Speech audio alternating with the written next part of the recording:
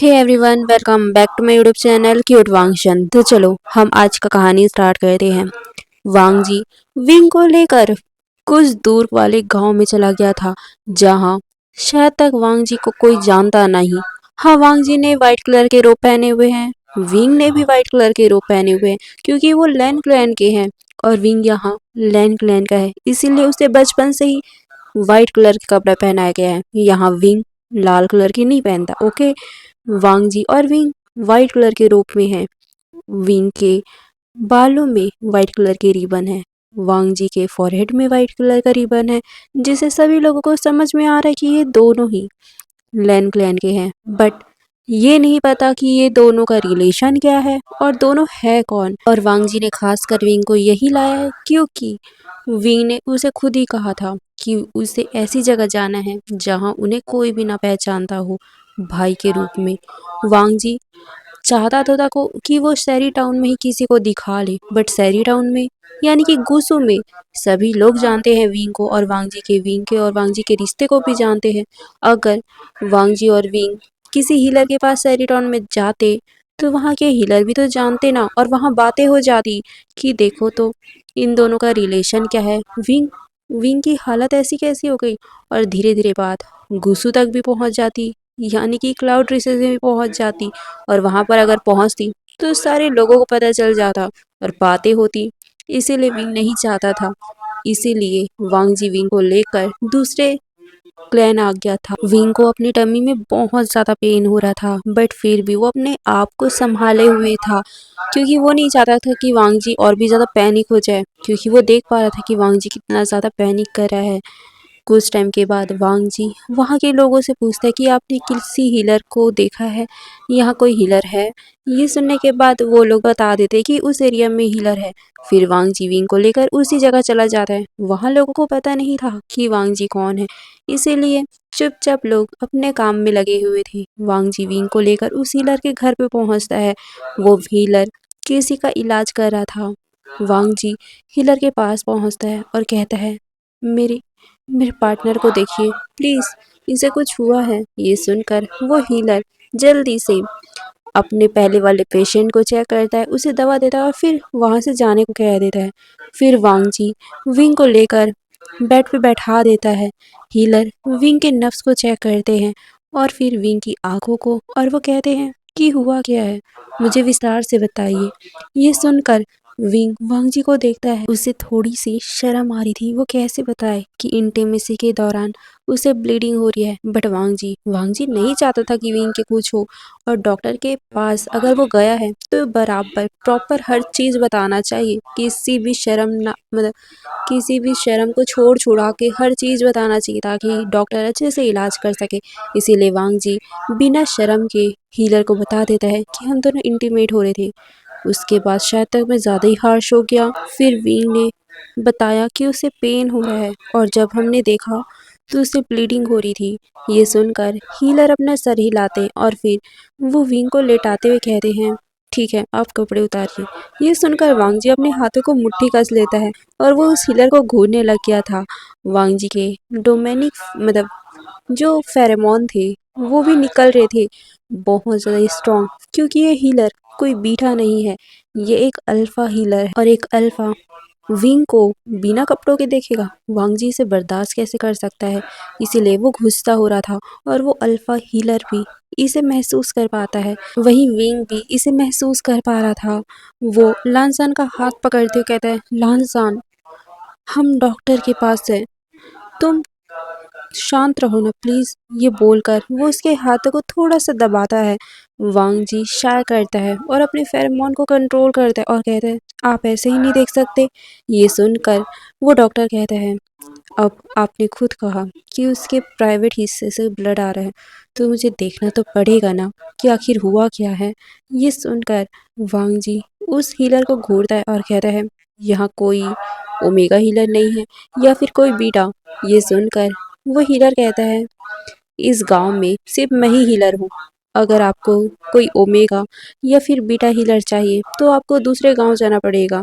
ये सुनकर वांग जी विंग को देखता है। विंग की हालत ठीक नहीं थी बहुत टाइम से, करीबन आधे घंटे से पार ही हो गया था। विंग को ब्लीडिंग हो रही थी। अगर ऐसे ही चलता रहा तो विंग की तबीयत और भी खराब हो सकती है। इसीलिए वांग जी रिस्क नहीं लेता और कहता है ठीक है, बट मैं यहीं रहूँगा। ये सुनकर हीलर कहते ओके, मैं आपको जाने भी नहीं बोल रहा हूँ। ये बोलकर फिर वो विंग को देखते और कहते आप कंफर्टेबल हो? ये सुनकर विंग धीरे से अपना सर हिला देता है। फिर हीलर विंग के रोप्स को ओपन करता है। विंग के अपर रोप्स को नहीं बट लोअर को तो निकाल ही देते हैं। वांग जी बस गुस्से में उस हीलर को देखे जा रहा था। हीलर उस एरिया को टच करने वाला था बट वांग जी गुस्से में उनका हाथ रोक देता है और कहते हैं क्या कर रहे हो? हीलर वांग जी को देखते हैं और कहते हैं मैं आपके पार्टनर का इलाज कर रहा हूँ। अगर आप ऐसे ही डिस्टर्ब करते रहोगे मैं कैसे करूँगा? मुझे उस जगह को देखने तो दे, मुझे ट्रीट करने तो दो। असल में हुआ क्या है वो भी तो प्रॉपर देखने दो। मैं एक डॉक्टर हूँ। अगर तुम्हें ऐसी पॉजेसिव होना है, मुझे टच नहीं करने देना है अपने पार्टनर को, तो इसे लेके जा सकते हो, क्योंकि मैं दूर से तो कभी नहीं देख सकता और ना ही कोई ऐसा डॉक्टर बना हुआ है कि इसे बिना छुए देख सकता है। ये सुनकर वांग जी उसे गुस्से में देखता है बट वांग जी को देखकर विंग उसका हाथ पकड़ते हुए कहते हैं लहसन मुझे दर्द हो रहा है, प्लीज़ अपने आप को कंट्रोल करो। तुम क्या कर रहे हो? डॉक्टर है, डॉक्टर मुझे ट्रीट करे, करने दो।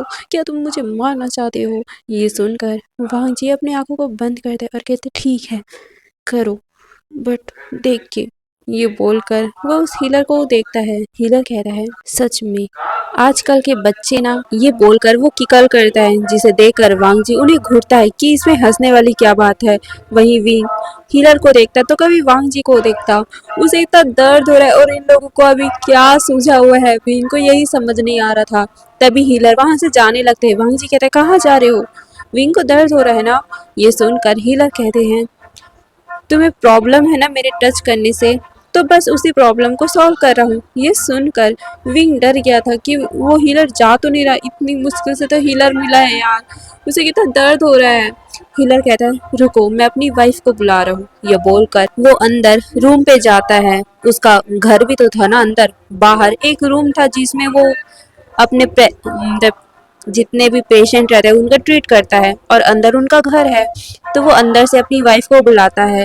उसकी वाइफ ओल्ड थी, मतलब ये हीलर भी ओल्ड ही है, करीबन 50 साल का तो हो गई। वही उनकी वाइफ भी ओल्ड ही थी। वो अपने पति को देखती और कहती क्या हुआ? ये सुनकर वो हीलर हंसता है और कहता है असल में मेरे पास एक पेशेंट आया है जिसका अल्फा बहुत ज़्यादा पॉजेसिव है, तो चलो तुम भी उसकी हेल्प करना। ये सुनकर वो हीलर की वाइफ अपना सर हिलाती और फिर वो अंदर आती है। वो मुस्कुराते हुए उन दोनों को यानी कि वांग जी और विंग को देखती है और कहती है ठीक है क्या प्रॉब्लम है? ये बोलकर वो उन दोनों को देखती है। वांग जी कहता है मेरे पार्टनर के प्राइवेट एरिया से ब्लड आ रहा है।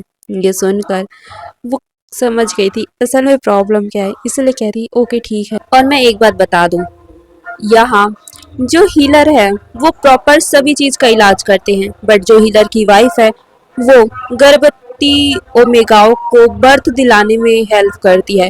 वो उनका इलाज नहीं करती है बट बर्थ दिलाने में उनकी हेल्प करती है, क्योंकि इस गांव में उनकी फैमिली के अलावा कोई भी हीलर नहीं है। फिर वो हीलर कहता है अब तो ठीक है ना, मेरी वाइफ चेक कर रही है, इसमें तो कोई प्रॉब्लम नहीं है। ये सुनकर वांग जी अपना सर हिलाता है। तभी वांग जी उन्हें घूरता है। वांग जी को देखकर हीलर कहता है तुम्हारे देखने का मतलब क्या है? क्या मैं यहाँ से चला जाऊँ? मेरी वाइफ को हीलिंग का कोई भी तजुर्बा नहीं है। वो बस बच्चों को बर्थ दिलाती है, वो प्रॉपर इलाज नहीं करती, इलाज मैं ही करता हूँ। ये सुनकर विंग वांग जी को घूरते हुए कहता है लहसन कंट्रोल करो अपने आप को, तुम्हारे कारण मुझे कितना दर्द हो रहा है। ये बोलकर वो अपने टमी को पकड़ लेता है। वांग जी कहता है okay okay I am sorry, please जल्दी इलाज कीजिए। ये बोलकर वो हीलर को देखता है। हीलर कहता है ठीक है। ये बोलकर वो अपनी वाइफ को देखता है। उसकी वाइफ अपना सर हिलाती और फिर विंग के लोअर एरिया से हल्का सा कपड़ा हटाती है और फिर वो वहां पर मतलब विंग के पैरों को हल्का सा फैलाती है। विंग ने तो अपनी आंखों को टाइटली बंद कर लिया था क्योंकि उसे अनकंफर्टेबल फील हो रहा था। क्यों, मतलब कोई ऐसे उसे कैसे देख सकता है यार। हाँ वांग जी देखता है वो बात अलग है, क्योंकि उसे अब उसके साथ कंफर्टेबल तो हो ही गया है, विंग बार बार उसके साथ रोमांस करता है तो विंग उसके साथ कंफर्टेबल हो गया है।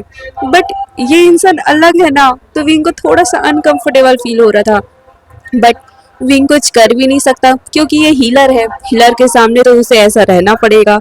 हीलर विंग के मतलब हीलर की वाइफ विंग के पैरों को हल्का सा फैलाती है, उस एरिया को चेक करती है और वो कहती है, सच में यार तुम आजकल के बच्चे अपने आप को कंट्रोल क्यों नहीं कर पाते हो। ये बोलकर वो एक अच्छे से गीले कपड़े से विंग के उस एरिया को क्लीन करती है। फिर वो विंग को देखती है, वो विंग के पर्स को चेक करती है क्योंकि हाँ भाई वो भले ही हीलर ना हो बट हीलर की वाइफ तो है ना, हल्का फुल्का उन्हें भी आता है। वो पर्स को चेक करती है, विंग के आंखों को चेक करती है, उसके टमी पे हाथ रखती है। उनका एक हाथ विंग के पर्स में था और दूसरा विंग के टमी पे। वो कभी विंग के टमी के ऊपर प्रेस करती तो कभी विंग के टमी के नीचे प्रेस करती। जब विंग के टमी के हल्का सा नीचे उन्होंने प्रेस किया ना, विंग के मुंह से एक मोइन निकल जाती है क्योंकि वो वो हिस्सा बहुत ज़्यादा सेंसिटिव रहता है। और जैसे ही विंग की मोइन निकली, वांग जी उस हीलर की वाइफ को घूरता है और वो विंग को भी घूरता है। विंग जल्दी से अपने फेस को कवर कर लेता है क्योंकि उसे शर्म आ रही थी, क्यों कैसे इन लोगों के सामने मोइन कर सकता है। वही वो लेडी कहती है, घबराओ नहीं, ये होता रहता है उस एरिया पे जब भी हम प्रेस करते हैं, तो सिर्फ तुम्हारी नहीं हर ओमेगाओं की यही हालत होती है। ये सुनकर विंग धीरे से अपनी आंखें खोलता है। फिर हीलर की वाइफ अपने पति को देखती है, उसका पति अपना सर नोट करता है और फिर अपनी कुछ एनर्जी अपनी वाइफ को देने लगता है ताकि उसकी वाइफ विंग के अंदर क्या चल रहा है ना वो उसे अच्छे से महसूस कर सके। और हाँ, ये उनका सीक्रेट टेक्निक है। हर हीलर के पास अपना अपना पावर रहता है जिससे वो अपने अंतर ध्यान करके अंदर मतलब जो मतलब बॉडी रहती है उसके अंदर वो देखते हैं कि क्या है, हर एक हिस्सा हर एक बॉडी का अंग उन लोगों को अपने दिमाग में फील होता है कि कुछ गड़बड़ी है तो कहाँ पस है, इसीलिए वो हर चीज़ देखकर ऐसे ही बताते हैं। और अभी हमारे हीलर तो विंग को टच नहीं करे तो वो अपनी वाइफ को अपनी एनर्जी ट्रांसफ़र करे ताकि उसकी वाइफ विंग को ट्रीट कर सके। और ये चीज़ वो सिर्फ विंग के लिए नहीं कर रहे हैं, जब भी उसकी वाइफ किसी ओमेगा प्रेग्नेंट ओमेगा को ट्रीट करती थी, जब भी प्रेग्नेंट ओमेगा को बर्थ दिलाना होता था तो वो हमेशा ही ऐसी एनर्जी अपनी वाइफ को देते थे ताकि उसकी वाइफ देख सके कि उस बच्चे को वो कैसे निकाल सकते हैं, कैसे वो पुश करे तो बच्चा निकलेगा, कैसे बच्चा का फेस है, कैसे उसका हाथ पैर अटका हुआ है, कहीं उसको ज़्यादा प्रॉब्लम तो नहीं हो रहा, ये सब देखने के लिए ये इस्तेमाल करते रहते थे। तो अभी वो विंग के ऊपर भी इस्तेमाल कर रहे हैं। हीलर की वाइफ अपने आंखों को बंद करके विंग की बॉडी को महसूस करती कि कौन सा हिस्से में कौन सा प्रॉब्लम है। वो जब वो उसे देखती है तो वो थोड़ी अपसेट हो गई थी। वो अपना सर शेक करती है और फिर धीरे से अपनी आंखें खोलकर अपने पति को देखकर अपना सर शेक करती है। उसके पति गहरी सी सांस लेते हैं और फिर वो वांग जी को देखते हैं। वांग जी कहते हैं, क्या हुआ है, आप लोग ऐसा रिएक्शन क्यों दे रहे हो, प्लीज़ मुझे घबराहट हो रही है, अच्छे से बताइए। यही सुनकर विंग भी घबरा रहा था, क्या हुआ है, कुछ प्रॉब्लम तो नहीं है ना। बस यही बात सोचकर वो उस हीलर को देखता है। हीलर वांग जी के पास आता है, उसके कंधे पे हाथ रखता है। वांग जी इस टाइम विंग के लिए बहुत ज़्यादा परेशान है, इसी वजह से वो हीलर को कुछ भी नहीं कह पाता, बस वो हीलर को देखे जा रहा था। हीलर अपना सर शेक करते और कहते हैं, तुम्हें अपने पार्टनर के इस हालत पे इतना रफ नहीं होना चाहिए था, बट कोई बात नहीं, अभी तुम दोनों बहुत यंग हो, शायद तक भगवान नहीं चाहते थे कि तुम दोनों इतनी कम उम्र में पेरेंट्स बनो। इसीलिए ये सुनकर वांग जी कहता है, आप क्या बोल रहे हो, मुझे कुछ समझ में नहीं आ रहा है, ढंग से बोलिए, मुझे घबराहट हो रही है, विंग को तो कुछ नहीं हुआ ना। ये सुनकर हीलर विंग को देखते हैं, अपनी वाइफ को देखते हैं, फिर उसकी वाइफ विंग का हाथ पकड़ती और कहती है, बेटा ये बात बहुत बड़ी है, एक ओमेगा के लिए बहुत ज़्यादा पेनफुल है, बट तुम्हें हिम्मत रखना होगा। ये बोलकर वो विंग के बालों को सहलाती और कहती है, बट तुम्हारी अभी पूरी लाइफ बाकी है, तुम आगे और भी कुछ कर सकते हो, आगे तुम्हारी फैमिली बनेगी, तो तुम इस बात को अपने दिल पे मत लेना। ये बोलकर वो विंग के देखती है विंग कहते हैं, आप क्या बोल रहे हो, मुझे कुछ समझ में नहीं आ रहा। ये बोलकर वो वांग जी को देखता है। वांग जी अपने अल्फा टोन में कहता है, आप दोनों कृपया करके बातों को गोल गोल घुमाना बंद करोगे और हमें बताओगे कि आखिर हुआ क्या है विंग को। ये सुनकर हिलर की वाइफ वांग जी को देखती है और कहती है, असल में तुम्हारा ओमेगा पार्टनर एक सप्ताह का प्रेग्नेंट था। उसका उसके अंदर एक छोटा सा अंश था तुम्हारा, बट शायद तक तुम्हारे हार्श होने से उसका वो अंश टूट गया। ये सुनकर वांग जी शॉक वो हिलर को देखता है और कहता है, क्या मतलब है आपका?" ये सुनकर वो हिलर बताता है, मेरी वाइफ के कहने का मतलब है कि तुम्हारी वाइफ एक सप्ताह प्रेग्नेंट थी, बट तुम्हारे हार्श होने से वो बच्चा अब नहीं रहा। ये सुनकर वांग जी शॉक वो शॉकिंगली उन दोनों को देखता तो कभी विंग को देखता। वही विंग खुद शॉक हो गया था। उसके हाथ उसकी बैली पे थे। वो कहते, प्रेग्नेंट, बट मैं कैसी?" ये बोलकर वो हीरा को देखते हुए कहते, नहीं, आपको आपको शायद गलत फहमी हुई है। मैं कैसे प्रेग्नेंट हो सकता हूँ, मैं तो एक बीटा हूँ। ये बोलकर वो हीलर को देखता है। हीलर विंग को देखता है और फिर अपनी वाइफ को देखता है। उसकी वाइफ कहती, बीटा, बच्चा, हमारे साथ मजाक मत करो। तुम्हें क्या लगता है हमें समझ नहीं आ रहा कि तुम क्या हो? ये बोलकर वो विंग को देखती है। विंग कहता है, मैं एक बेटा हूँ। लांसन ने बताओ ना कुछ। मैं कैसे प्रेग्नेंट हो सकता हूँ? ये बोलकर वो लांसन को देखता है। वांगची भी कहता है, हाँ, आप लोगों को शायद गलत फहमी हुई है। विंग एक बेटा है, वो कैसे प्रेग्नेंट हो सकता है? ये सुनकर हीला कहते हैं, तुम तुम दोनों को शायद गलत फहमी हुई है। देखो, ये बोलकर वो विंग के पास आता है और उसके पल्स को चेक करता है और कहता है, हमें पूरा क्लियरली पता चल रहा है और इसकी बॉडी खुद ओमेगा की तरह है। तो तुम लोग कैसे बोल सकते हो कि ये बीटा है? ये बोलकर वो विंग को देखता है। विंग अपने बॉडी को छुपाता है, जिसे देखकर मतलब वो लेडी भी विंग के बॉडी को कवर करती हुई कहती है, तुम इसके अल्फा हो। तुमने इसकी बॉडी को पूरी तरीके से देखा होगा। एक ओमेगा और एक बीटा की बॉडी में अंतर होता है। ओमेगा की बॉडी गर्ल इस तरीके से होती है और बीटा नॉर्मल बॉय जैसे होते हैं। बट तुम्हारी वाइफ एक ओमेगा है, इसलिए उसकी बॉडी गर्लिश तरीके से है। ये सुनकर वांग जी को भी याद आता है, हाँ, विंग की बॉडी वैसी है। बट वो कहता है, बट विंग बचपन से ही किसी के फेरोमोन को महसूस नहीं कर सकता और ना ही उसकी बॉडी से कोई फेरोमोन आता है। ये सुनकर हीलर बोलता है, हाँ, इसीलिए हम भी कंफ्यूज हैं। बट एक बात तो पक्का है कि तुम्हारा पार्टनर एक ओमेगा ही है। हमने ये बोलकर वो अपनी वाइफ को देखता है। उसकी वाइफ भी कहती, मैंने खुद देखा है, इसके अंदर एक गर्भाशय है और गर्भाशय सिर्फ एक ओमेगा पे ही होता है, एक बीटा पे नहीं। और तुम्हें जरा सा भी इसका फेरोमोन महसूस नहीं होता?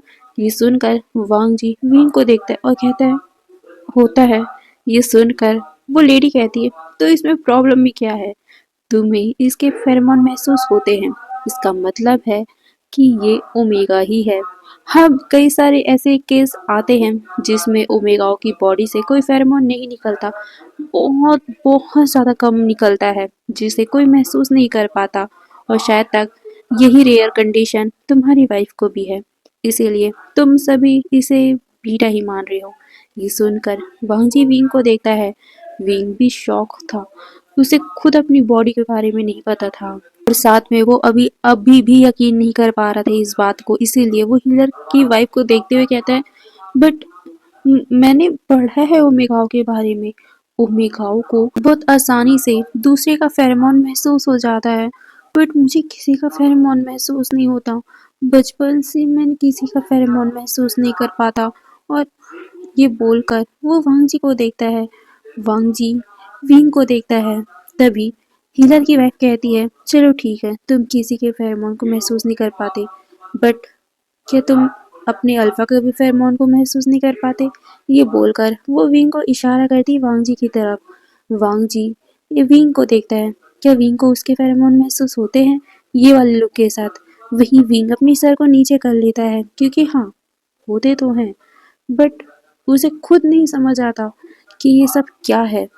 हीलर कहते हैं, देखो, तुम्हें उसके फेरोमोन महसूस होते हैं और तुम्हारे अल्फा को तुम्हारे महसूस होते हैं, तो इसका पूरा का पूरा मतलब है कि तुम एक ओमेगा ही हो। तुम्हें शायद तक एक रियल प्रॉब्लम हो गया होगा जिस वजह से तुम्हारे फेरोमोन ज्यादा निकलते नहीं होंगे। ये बोलकर वो अपनी अल्फा को देखती है। वही वो हीलर विंग और वांगजी को देखते हुए कहता है, हाँ, हम हीलर्स हैं। हमें जब भी ये सब सिखाया जाता है, पढ़ाया जाता है, तो हमें ये सब भी बताया जाता है कि हम जितना पढ़ रहे हैं उसके अलावा भी बहुत सारे ऐसे केस आ सकते हैं जिसे हम जानते भी ना हो, जो यूनिक हो। कभी कभार तो ऐसे भी हमारे पास केस आ जाया करते हैं जिसे हमने कभी भी अपनी किताबों में ना पढ़ा हो। कई कई ऐसे भी डिसीज आ जाया करते, बीमारियां आ जाया करती है जिसे हमने क्या दुनिया वालों ने नहीं पढ़ा होता है, फिर भी वो होता है ना। वैसे ही तुम्हारी वाइफ के साथ भी हुआ है, और जब तुमने अपनी वाइफ को मार्क किया होगा तब तुम्हें उसके फेरोमोन बहुत ज्यादा फील हुए होंगे, तुम्हारी वाइफ को भी फील हुए होंगे। ये सुनकर विंग और वांगजी एक दूसरे को देखते हैं। उसके बाद हीलर वांगजी के कंधे पे हाथ रखते हैं और उसे समझाते हुए कहते हैं, इस बार तुम्हें पता नहीं था, शायद तक इसी वजह से तुम रफ हो गए, बट अगली बार ध्यान रखना। वैसे तो एक ओमेगा की बॉडी अपने अल्फा के एग्रेशन को संभाल सकती है, वो जितना भी रफ हो उसे संभाल सकती है, बट उसके अंदर का पल रहा बच्चा वो सब नहीं संभाल सकता। तो अगर अगली बार जब अपने पार्टनर को तुम नोटिंग करोगे तो उसके एक सप्ताह के बाद कोशिश करना कि तुम इसके साथ रफ ना हो। ये सुनकर वांगजी अपना सर हिलाता है। वहीं विंग के पूरे गाल लाल हो गए थे क्योंकि हीलर पूरे डायरेक्टली वांगजी को ये बोल रहा था कि अगली बार जब ये सब करो तो ज्यादा रफ ना होना। विंग का पूरा गाल लाल हो गया था। वही वांगजी मुस्कुराते हुए विंग के पास आता है और वो उसके हाथे को पकड़कर उसमें बार बार किस करने लगता है और कहता है, मैं आज बहुत ज्यादा खुश हूँ विंग, तुम्हें पता नहीं है। ये बोलकर वो उसके फॉरहेड पे भी किस करता है। विंग वांगजी को देखता है, बट फिर अचानक ही उसे याद आता है कि वो ओमेगा है और आज उसका बच्चा। ये बोलकर वो अपने हाथों को अपनी टमी पे टाइट कस लेता है। अचानक ही उसके आंखों से आंसू निकल जाते हैं और वांगजी जो अभी विंग के फेस को देख रहा था, जब वो देखता है कि विंग रो रहा है तो वो कंसर्न हो गया था। वो विंग को देखते हुए कहते, विंग क्या हुआ है, दर्द हो रहा है क्या? ये बोलकर वो डॉक्टर को देखता है, यानी कि हीलर को देखता है। विंग कहता है, मेरा बच्चा। ये बोलकर वो रोने लग गया था, जिसे देखकर वांगजी भी अब थोड़ा सा कंसर्न हो गया था, या कहूँ तो थोड़ा सा सैड हो गया था, क्योंकि वो उसका भी तो पहला बच्चा था ना। बट उसे तो पता भी नहीं था, अगर पता होता सच में वांगजी ये सब नहीं करता। बट उसकी भी तो कोई गलती नहीं थी ना, उसे भी तो पता नहीं था। वांगजी कंसर्न होकर भीम को देखता है, वो उसे गले लगाते हुए कहता है, माफ कर दो, मुझे नहीं पता था विंग, अगर पता होता तो मैं ऐसा नहीं करता। ये सुनकर विंग उसे गले लगाते हुए कहता है, लासान मेरा बच्चा।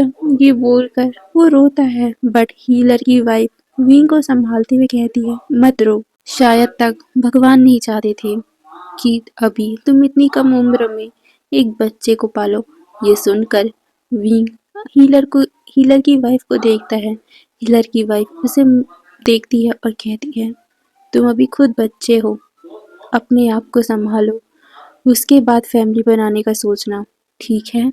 ये बोलकर वो विंग के गालों को सहलाती है। विंग हीलर को देखता है और फिर उसे याद आता है, हाँ, उसे अभी बच्चे के बारे में सोचना ही नहीं चाहिए।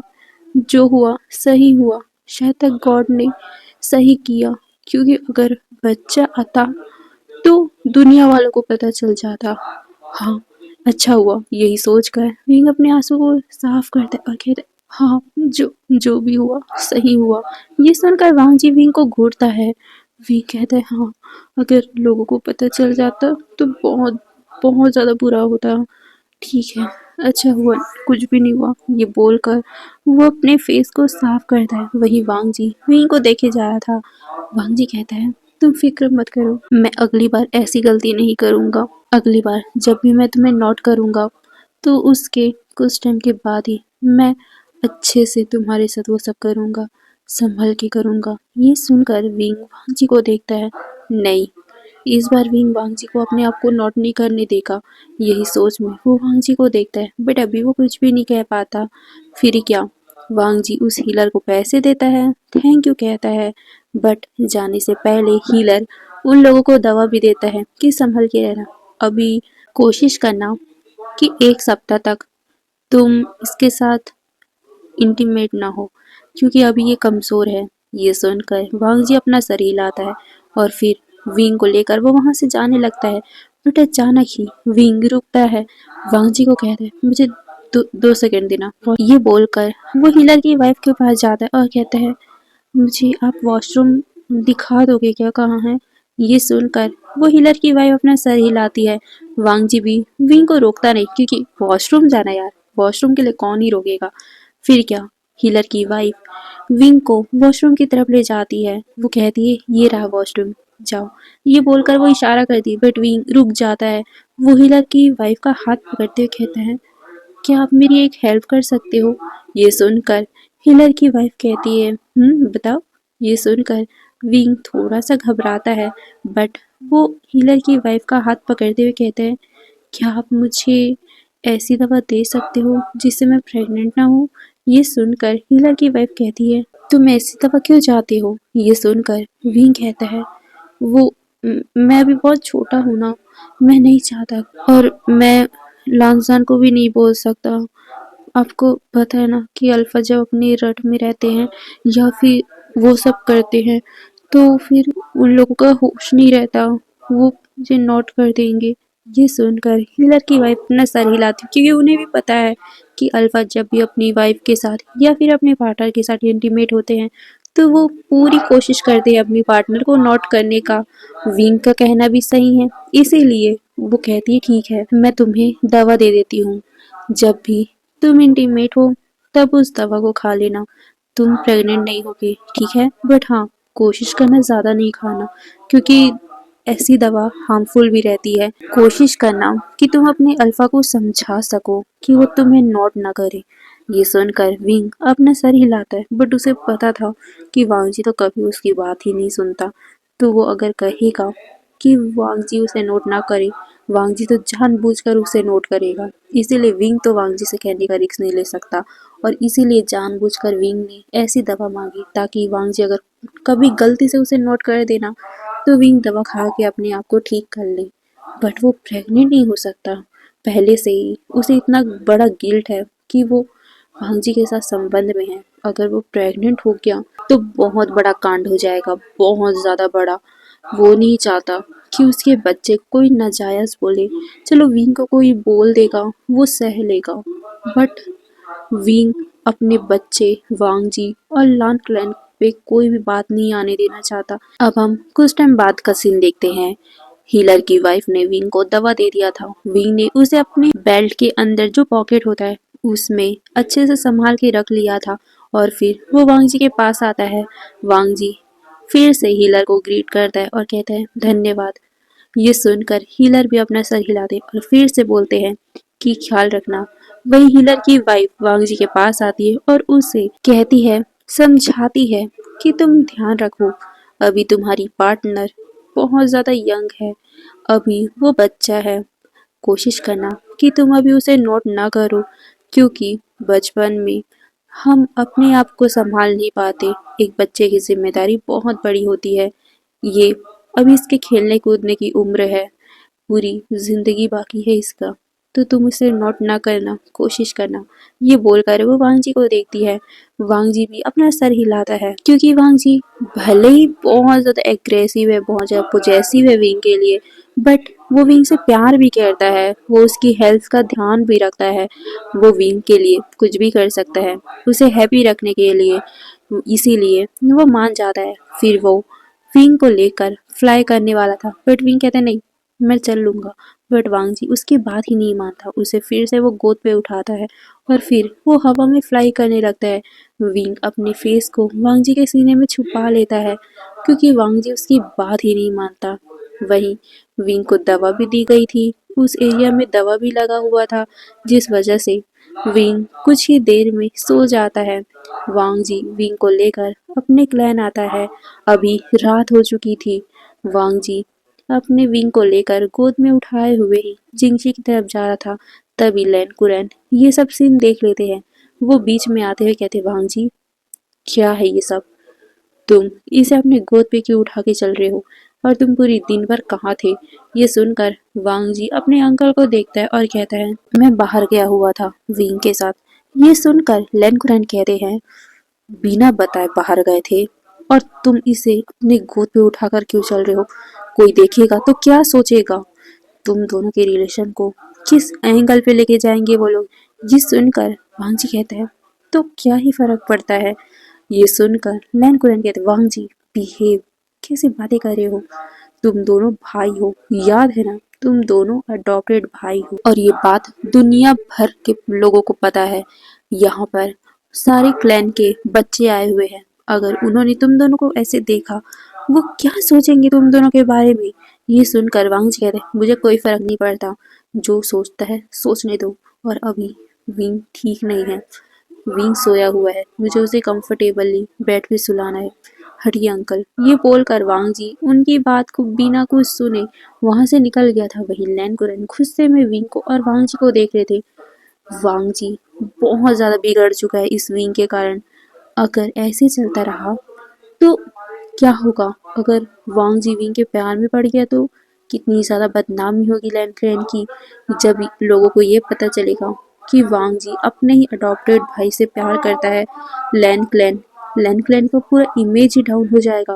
और लैन कुरैन ऐसा नहीं चाहते, इसीलिए वो सीजैन के पास जाते हैं। सीजैन को कहते हैं, सीजैन अभी तुम्हारे पास टाइम है, उन दोनों को अलग कर दो।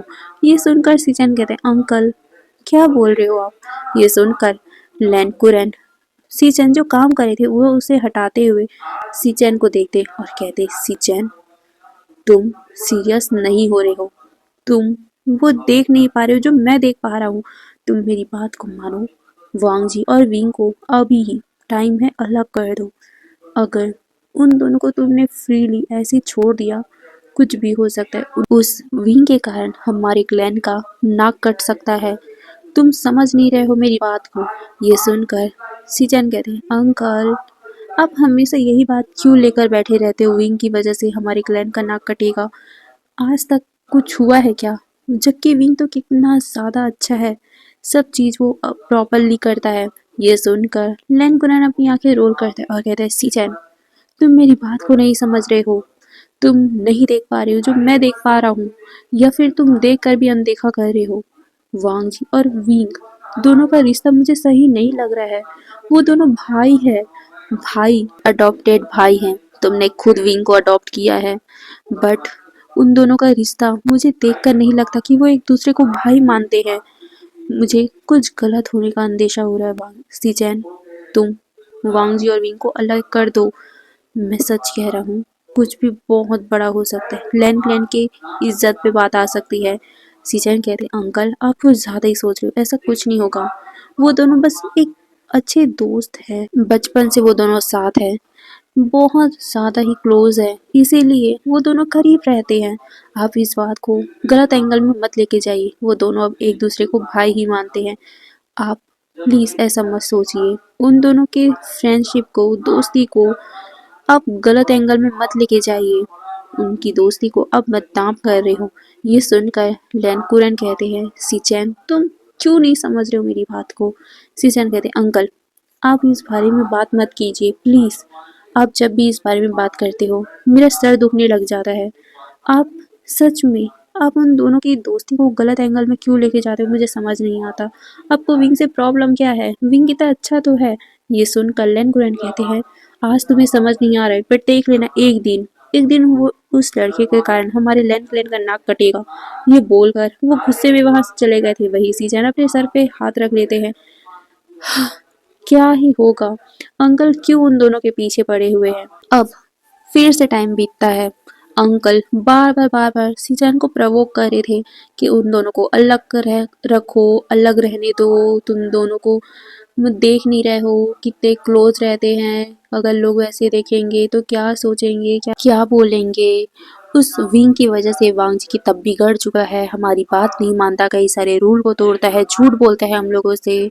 तुम्हें दिखता नहीं कि वांग जी कितना लापरवाह हो चुका है, हर बार लेट आता है, लेट जाता है, और खाना वो हमेशा अपने रूम पे ही क्यों खाता है, ऐसा वैसा दुनिया भर का वो सीजन को सुनाते हैं। और ऐसे करते करते एक सप्ताह पूरा का पूरा हो चुका था।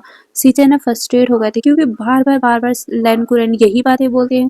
तो उन्होंने डिसाइड किया कि क्यों ना हमारे लैन कुरैन की बातों को वो एक बार अलाउ कर ही दे, यानी कि वो उन्हें चुप करवाने के लिए सोच लेते हैं कि प्रॉब्लम क्या है अंकल को, कि वांग जी और विंग एक साथ एक ही बेडरूम में सोते हैं। तो चलो ठीक है, वो विंग और वांग जी से बात करेंगे और वो विंग को वांग जी से दूर वाले रूम में रखवा देंगे, तब तो अंकल को कुछ नहीं होगा प्रॉब्लम। यही सोच में वो जिंगशी की तरफ जाते हैं। अभी शाम का टाइम था, सभी क्लासेस एंड हो चुकी थी, वांग जी और विंग भी अपने रूम में जा चुके थे। सीजन सोचते हैं कि अब फाइनली सब कुछ खत्म हो गया है, उनका काम भी खत्म हो गया है, तो वो विंग और वांग जी से बात ही कर ले। इसीलिए वो धीरे धीरे करके जिंगशी की तरफ जा रहे थे। वहीं जिंगशी में वांग जी एक सप्ताह से विंग को टच नहीं किया था, तो पूरी तरीके से ईगर हुए जा रहा था। और इस बीच में बहुत कुछ हुआ था। विंग उसके दोस्त उससे बातें करते थे तो वांग जी को जेलेसी होती थी। वांग जी गुस्से में विंग को मतलब बोलना तो चाह रहा था, विंग के साथ वो सब करना तो चाहता था, बट विंग की हालत को देखकर वांग जी कुछ भी नहीं कर पाया था। बट अंदर ही अंदर अपने दिल में उसने बोल रखा था कि बस बस एक सप्ताह बीतने दो, उसके बाद मैं तुम्हें बताऊंगा विंग। और अब एक सप्ताह बीत गया है। अब फाइनली वांग जी विंग को अपना बनाना चाहता है, एक सप्ताह का पूरा भूख मिटाना चाहता है। इसीलिए आज वांग जी जैसे ही विंग रूम पे आता है, अचानक ही वो गेट को ऐसे ही लॉक करके, मतलब उसने कुंडी नहीं लगाई थी, बस ऐसे ही लगा करके विंग को दीवार पे पिन करता है और उसी दीवार पे ही उसे रफली किस करने लगता है। वी शॉक हो गया था, बट वो जानता है कि आगे क्या होने वाला है। इसीलिए वो बिना कुछ बोले वांग जी को किस रिटर्न करने लग गया था। वांग जी के हाथ विंग की पूरी बॉडी पे फिर रहे थे, मतलब टहल रहे थे। विंग धीरे धीरे करके वांग जी के बाहों में मदहोश होते जा रहा था, क्योंकि वो भी कहीं ना कहीं वो भी वांग जी को मिस कर रहा था। एक सप्ताह तक वांग जी के टच को वो मिस कर रहा था। आज जब वांग जी उसे टच कर रहे हैं तो वो भी क्रेव कर रहा था, और वो वांग जी को प्रवोक कर रहा था कि ऐसे करो लेंसन, वैसे करो लेंसन, लेंसन यहाँ यहाँ दबाओ, लेंसन यहाँ टच करो। ये बोलते हुए वो वांग जी के हाथ को अपनी बॉडी पे फिराया जा रहा था। वांग जी को अच्छा लग रहा था कि विंग उसे मतलब सपोर्ट कर रहा है, वो आज अपने दिल से पूरा सपोर्ट कर रहा है। वांग जी को अच्छा लग रहा था। फिर वांग जी विंग के कपड़ों को उतारने लगता है, वांग जी अपने भी कपड़े उतारते थे। दोनों ही पूरी तरीके से नेकेड हो चुके थे, बट वो लोग अभी भी वहीं पर ही गेट के पास ही दीवार पे खड़े हुए थे। वांग जी विंग के दोनों पैरों को अपने कमर से रैप करवा लेता है। विंग अभी भी दीवार के सहारे ही ऊपर खड़ा हुआ था। वांग जी धीरे से अपने आप को विंग से कनेक्ट करता है। विंग गहरी से सांस लेता है, क्योंकि उसे एक अजीब सा सुकून मिला था वांग जी जब उसके अंदर गया था। वांग जी धीरे धीरे से विंग को पुश करे जा रहा था, और विंग वो बस धीरे धीरे से मौन किए जा रहा था। वांग जी उसे पकड़ता है और फिर किस करते हुए बहुत तेजी से रफली उसके साथ इंटीमेट होता है। विंग बहुत ज़्यादा इंजॉय कर रहा था, क्योंकि सच में उसे बहुत ज़्यादा अच्छा लग रहा था। धीरे धीरे करके वांग जी और विंग का इंटीमेसी बढ़ते जा रहा था।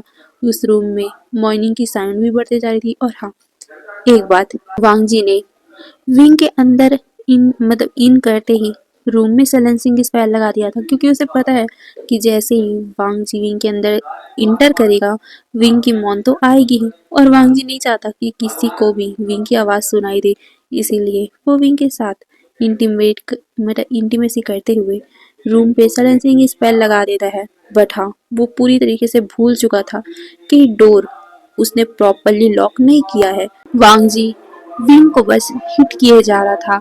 विंग उसे इंजॉय करते हुए कहता है, लांसान मैं गिर जाऊंगा, मेरा हालत खराब हो रहा है, प्लीज हम बेड पे चलते हैं ना। ये सुनकर वांग जी उसे देखता है और कहते हैं ओके। ये बोलकर वो उसी तरीके से उठाए उठाए ही अपने आप को विंग के साथ कनेक्ट किए हुए ही चलने लग गया था, जिससे विंग को वो और भी ज्यादा बुरी तरीके से फील हो रहा था। उसने वांग जी के नेक को टाइटली पकड़ रखा था। वो कहता है कि उसे उतार दो, वो चल लेगा, बट वांग जी बिल्कुल भी नहीं कहता, मतलब बिल्कुल भी उसे उतारता नहीं, और वो उसी तरीके से ले जाकर उसे बेड पे लेटा देता है, और बिना उसके उससे अलग हुए वो उसी तरीके से उसके साथ इंटीमेट होने लगता है। विंग और वांग जी पूरी तरीके से इंटीमेट हो रहे थे। वहीं दूसरी तरफ सिचेन, वो वांग जी से बात करने के लिए जिनशी आते हैं। वो बाहर से वांग जी को चिल्ला रहे थे, आवाजें लगा रहे थे, बट वांग जी को कहाँ आवाज पता चलेगी जब विंग की आवाजें उसके कानों में गूंज रही है। वांग जी बस विंग के साथ इंगेज हुए पड़ा था। वहीं से चैन बहुत टाइम तक वांग जी को आवाज लगाती, बट वांग जी कोई रिएक्शन नहीं दे रहा था, गेट खोल नहीं रहा था। तो सीजन हल्का सा गेट को ओपन कर दे, और जैसे गेट ओपन हुआ सीजन अंदर जाते हैं। अंदर पूरा खाली था, बट जैसे ही वो अंदर एक कदम रखते हैं वो शॉक हो गए थे, क्योंकि उन्हें कुछ आवाजें आ रही थी अंदर रूम से। हाँ, वांग जी का रूम, मतलब एक हॉल था, एक रूम था, मतलब एक नहीं दो रूम थे वहां, और एक बाथरूम था। तो सिचन को अंदर से आवाजें आ रही थी, तो सिचन धीरे धीरे करके उस एरिया में बढ़ने लगते जहां से आवाजें आ रही है। सिचन कहते वांग जी तुम अंदर हो क्या? वांग जी ये बोलते हुए वो अंदर की तरफ जाते हैं, और फिर वो वांग जी के रूम के गेट को भी ओपन कर देते, और जैसे वो ओपन करते हैं वो शॉक। और हाँ, आज का पार्ट यहीं पर एंड होता है। कल के पार्ट में देखेंगे आगे क्या होगा। क्या लगता है आपको, सीजन ने वांग जी और विंग को देख लिया होगा, या फिर कुछ और हुआ होगा? चलो, ये बात तो हम कल के पार्ट में भी पता करेंगे। और हाँ, मैं इतनी भी शेमलेस नहीं हूँ कि विंग को किसी और के सामने नेकेड दिखा दूँ। हीलर की बात अलग है, ओके? तो बताना मुझे क्या हो सकता है, सिचन ने क्या देखा होगा अंदर।